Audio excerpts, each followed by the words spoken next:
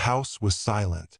Not the peaceful kind of silence, but the kind that felt heavy, suffocating. James sat at the table, his hands resting on the wooden surface, fingers tracing the edge of his untouched plate. Across from him, an empty chair. It had been empty for a long time. The meal before him had gone cold, but he didn't seem to notice. He wasn't hungry. Not really. Hunger fades when no one is there to share the meal. He glanced toward the phone on the counter. Nothing. No missed calls. No new messages. Just like yesterday. And the day before that. And the week before that. The calendar on the wall, once filled with scribbled notes and appointments, was now just a reminder of how many days had passed without a visitor. Without a conversation. Without a single soul checking in. Outside, life carried on. He could hear distant laughter, the sound of car doors slamming, neighbors talking as they went about their day. But none of it belonged to him anymore. And then the thought hit him, if he disappeared today, how long would it take for someone to notice? A day? A week? Longer? James hadn't always been alone. He once had a life full of purpose, filled with love, conversations, and plans for the future. But life has a way of changing, slowly at first, so slow that you don't even notice. A friend moves away. A phone call doesn't get returned. You stop making plans because people seem too busy. You tell yourself it's just a phase, but the phase becomes the new reality. And one day you wake up and the world has moved on without you. Have you ever felt that way? Have you ever caught yourself staring at the phone, waiting for it to ring? Have you ever walked through your home and realized how quiet it has become? Have you ever wondered, just for a moment, if anyone truly remembers you? This is not just James's story. It could be yours. It could be the story of someone you love. And it doesn't happen all at once. It starts with small, unnoticed mistakes. The kind that seem harmless at first. The kind that steal your happiness one slow moment at a time. If this feels all too familiar, if you've ever felt the weight of silence creeping into your life, then you're not alone. And that's exactly why I created this channel, Elderly Wisdom Story, a place where we talk about life, regrets, and the things that truly matter.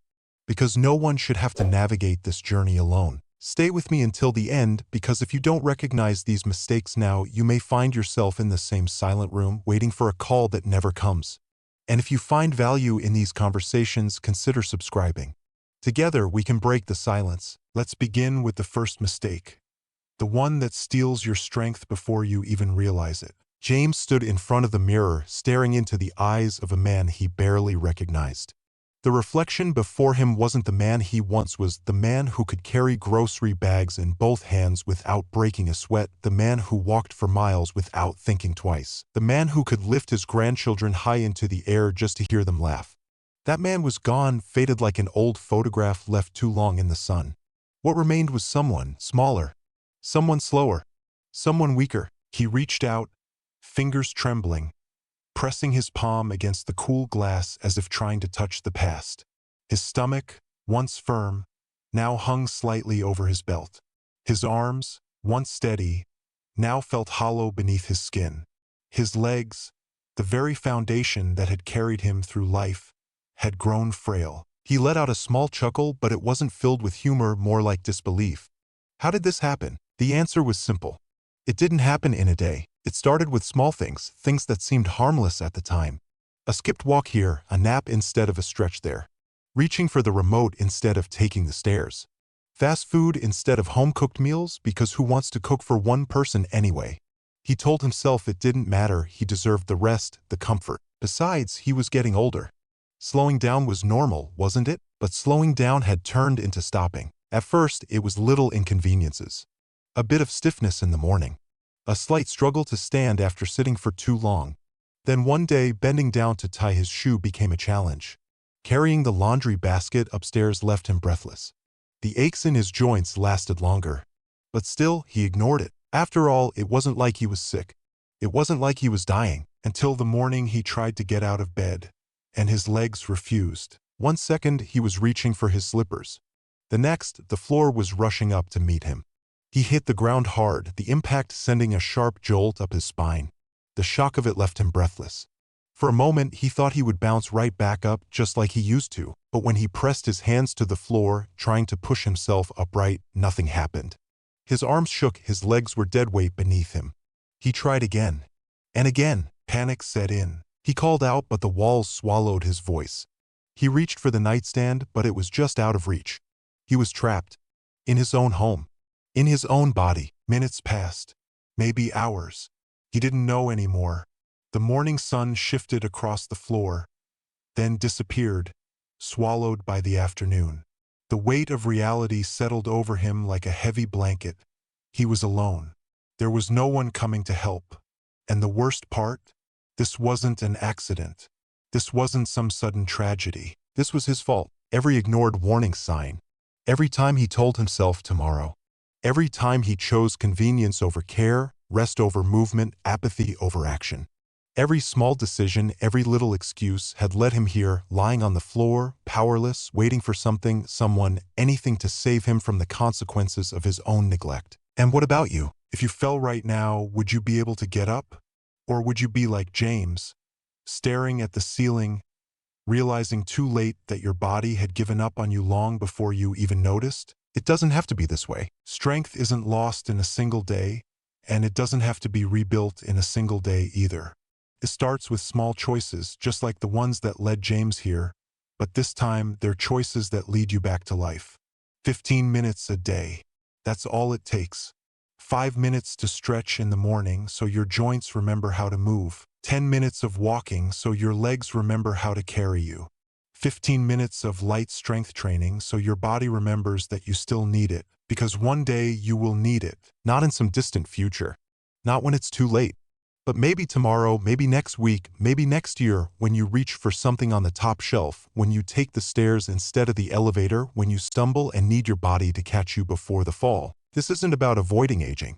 It's about making sure that when the years pass, you don't become a prisoner in your own home, in your own body. It's about making sure that you can stand, walk, move, live without fear. Because even if your body is strong, what happens when your life starts to feel empty? What happens when the silence in your home grows louder than your own thoughts? What happens when you realize that strength alone isn't enough? That without purpose, even the strongest body can feel like a burden. James had always thought that losing his strength would be the hardest part of aging. But he was wrong. It wasn't the aching joints or the stiffness in his legs. It wasn't the way he had to grip the counter just a little tighter when he stood up. It wasn't even the terrifying moment when he fell and realized his body no longer obeyed him. No, that wasn't the worst part. The worst part came after, because once his body slowed down, the rest of his life followed. His world became smaller. His movements, once effortless, were now measured, cautious. The simple joy of going out for coffee or taking a walk in the park felt like tasks that required planning, effort, things that, more often than not, he decided weren't worth the trouble. So he stayed home, and that's when the silence crept in. At first, it was subtle. The days just felt a little longer. The afternoons stretched on without plans, without interruptions. He would make himself lunch, sit by the window, and watch the world move forward without him. He used to be in the middle of it all, needed, important, busy. Now he was just here, watching, existing. He picked up his phone, scrolling through his contacts. So many names, but none he felt he could call.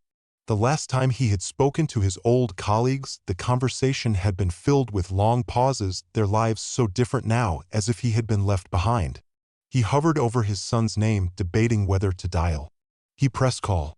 It rang, once, twice, 3 times. Dad, hey, can I call you back later? I've got a meeting. James swallowed, forcing a lightness into his voice. Of course, son. Next time. But he knew. Next time was a polite way of saying never. He set the phone down and looked around the room. The same room he had been sitting in yesterday. And the day before that. And the week before that. The walls hadn't changed. The calendar on the fridge still hung there, a quiet reminder that the days were passing but nothing was happening. The dates stretched ahead, empty, unmarked, meaningless. He used to count down to things, vacations, birthdays, milestones. Now he wasn't counting down to anything. He was just waiting. But waiting for what? A reason to get up? A reason to go outside? A reason to matter? He thought about the man he used to be, the one who was always in motion, who had people depending on him, who had a place in the world. And then he thought about now. The long, empty hours. The quiet meals. The phone that never rang. The creeping feeling that maybe, just maybe, the world had already moved on. Have you ever felt that way? Have you ever woken up and wondered if your presence made any difference at all? Have you ever looked at your phone, hoping, just hoping, that someone was thinking about you? James sat there for a long time, staring at the wall at nothing in particular. The weight of time pressed down on him. But then his eyes landed on something, a photograph tucked between some papers. It was him years ago, coaching his son's baseball team, a whistle around his neck, his arms raised in celebration. He had mattered then. He had been someone. Someone people turned to, someone people needed. And then a thought came, quiet but persistent. Could I still be? Purpose doesn't vanish with age. It doesn't get erased when the job ends, when the children grow up, when the schedule's empty. It just needs to be found again. The next morning, instead of sitting at the kitchen table, he made a different choice. He wrote down a list, small things, simple things. Call an old friend. Join a book club. Find a way to be useful again. He started small. A short conversation. A walk to the library. A community meeting. At first, it felt strange, almost forced. But then something shifted. The phone rang more often. The calendar had markings again. The days started to have shape, direction, purpose. James wasn't just waiting anymore. He was living. And if you've ever felt like James, if you've ever woken up and wondered what the point of another day is, remember this: you are not done. You are not invisible. You still have something to give. Something to share. But you have to take that first step. The house was quiet, too quiet. Not the kind of quiet that felt peaceful, but the kind that settled into the walls, stretched into every corner, and pressed against the windows like an unseen weight. James sat at the dining table, a plate in front of him, steam still rising from the food. He picked up his fork, but before taking a bite, his gaze drifted to the empty chair across from him. He wasn't sure why he still set the table for two. Habit, maybe? Or hope? Either way, the chair remained unoccupied, just as it had for years. He reached for his phone, scrolling absent-mindedly through his notifications. Nothing. No missed calls, no messages, no reminders that someone, somewhere, was thinking of him. He used to be the center of a family, the one people called for advice, the one they turned to when they needed guidance. But now, the calls came less and less, the invitations stopped, and somewhere along the way, he had faded into the background. He opened Facebook, a place that once connected him to the world, but now only reminded him of how far away he felt from it. And then he saw it. A photo. His son, his daughter-in-law, his grandchildren. Smiling, celebrating, gathered around a cake. It took him a moment to realize what the occasion was. His son's birthday. There was laughter in the picture, warmth. The kind of joy that used to fill James's own home. But as he stared at the image, something inside him sank. He wasn't there. No one had called. No one had invited him. No one had even thought to mention it. He stared at the screen, his vision blurring slightly, not sure whether it was from his failing eyesight or something else entirely. He scrolled through the comments, seeing names he recognized, people he had once shared meals with, conversations with, memories with. And yet, not one of them had thought of him. For the first time, it truly hit him. They were still a family. They were still celebrating, still moving forward. Just without him. He set the phone down, the ache in his chest spreading, unfamiliar yet all too familiar at the same time. He had always known he was alone, but there was something different about seeing it so clearly, so undeniably, in a single photograph. Time had a way of doing this, didn't it? Of shifting people's lives, of reshaping relationships, of pulling some closer together while leaving others behind. At first, it happened slowly, fewer visits, shorter phone calls, plans that never quite materialized. He had told himself it was normal. People got busy. Life moved forward. But now, he wondered, when had he stopped being a part of that life? Birthdays used to be a time for celebration, for family gathered around, for laughter echoing through the house. Now, it was just another day on the calendar, another reminder of how much had changed. He looked around the room, at the walls that had once been covered in drawings from his grandchildren, at the kitchen that had once been filled with the smell of homemade meals shared with loved ones. Now, the walls were bare, the kitchen quiet. The house that had once been a home had become something else, just a place where time passed. He glanced at the clock. It was still early, but he felt exhausted. Not the kind of exhaustion that sleep could fix, but the kind that settled into the bones, that came from carrying too much silence for too long. Had he really become invisible? If he disappeared today, would anyone notice? Would they even remember him? Or would he just become a name mentioned in passing? A face in an old photograph? A memory that slowly faded until it was gone entirely? He didn't know the answer, and that terrified him. For the first time in a long time, he felt something shift inside him, not just sadness, but something deeper, something urgent. He couldn't let this be how his story ended. He couldn't just let the world forget him, couldn't let himself fade into nothing. But how do you change something that has already begun to slip away? How do you reclaim a place in a world that seems to have moved on without you? The answer was simpler than he expected. You start. You pick up the phone even if no one has called you first. You reach out even if it feels uncomfortable.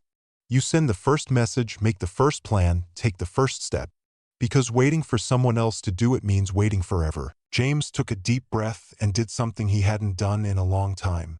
He dialed a number. It rang, and then a voice on the other end. Not everyone will answer. Not every call will be returned. Not every plan will come together. But that's not the point. The point is to try. To remind the world and yourself that you are still here, because loneliness doesn't kill you in a day.